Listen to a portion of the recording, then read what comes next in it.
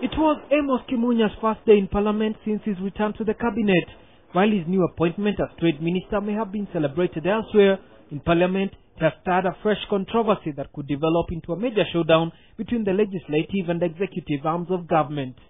Mr. Speaker, what are the constitutional implications of the executive defying and ignoring Parliament, which is the supreme law-making organ, including the very constitution that creates the President as the head of the executive?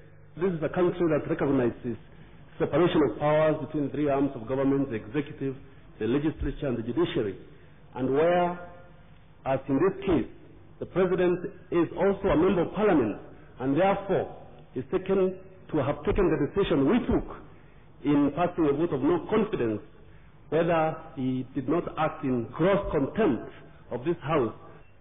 The MPs argue that Kimunya's reappointment to the cabinet amounts to a slap in the face, considering both Parliament's censure motion against him and the fact that Parliament is yet to debate a report by Parliament's Finance and Trade Committee into the controversial sale of the Grand Regency Hotel, a report that House Speaker Kenneth Marende has ordered debated tomorrow.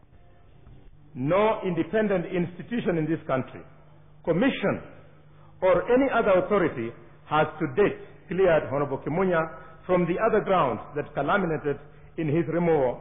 This motion should get priority tomorrow, Wednesday, the 28th January 2009. With MPs demanding that the Speaker bar Kimunya from transacting business in the House as Trade Minister, Kimunya's fate may largely depend on the Speaker's ruling. Marende, however, put off the ruling until Thursday, by when MPs will have voted to either adopt or reject the report which rules Kimunya unfit to hold public office. A rejection of the report may just grant Kimunya a new lease of life, begging the question, can he marshal sufficient support among members to defeat the report? These sentiments from Justice Minister Martha Karua may just be indicative of a thawing among his peers in government who sat and watched as he was humiliated during debate on the censure motion. It is quite apparent that a matter has been tackled by either the members of the committee or some of the members in a manner that is not quite impartial.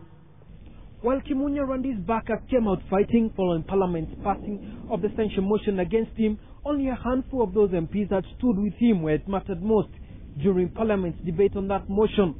Could the minister be headed for a repeat of the same as a parliamentary committee report is due for debate tomorrow, or is the stage now set for an epic showdown? Newton Ebu, KTN, a Parliament in Nairobi.